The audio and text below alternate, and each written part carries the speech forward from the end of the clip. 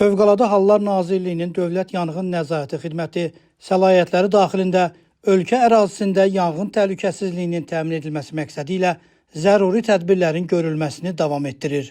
Bu çərçivədə Dövlət Yanğın Nəzarəti Xidməti tərəfindən Bakı şəhəri, Xətai rayonu, Zakir Yusifov küçəsi, ev 42 ünvanında yerləşən mebel sexində keçirilən yoxlama zamanı yanğın təhlükəsizliyi sahəsində çoxsaylı nöqsanların mövcud olduğu, həmin nöqsanların insan həyatı və ya sağlamlığına, ətraf mühitə və dövlətin əmlak maraqlarına birbaşa təhlükə yaratdığı müəyyən edilib.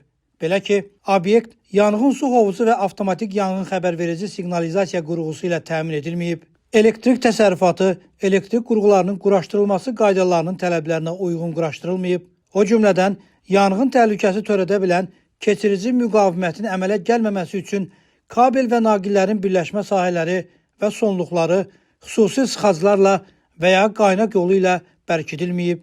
Obyektdə standarta uyğun olmayan qızdırıcı sobalardan istifadə olunur. Obyekt ilkin yanğın söndürmə vasitələri ilə, o cümlədən od söndürən balonlarla tam təmin olunmayıb.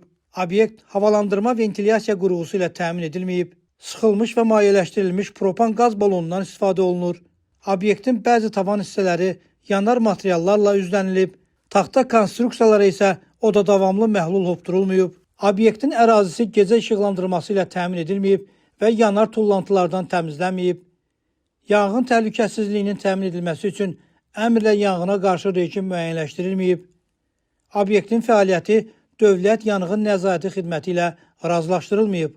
Beləliklə, mövcud vəziyyət onu göstərir ki, obyektin istismarının davam etdirilməsi nəticəsində orada hər an baş verə biləcək yanğın qısa müddətdə genişlənərək faciəni qaçılmaz edəcək.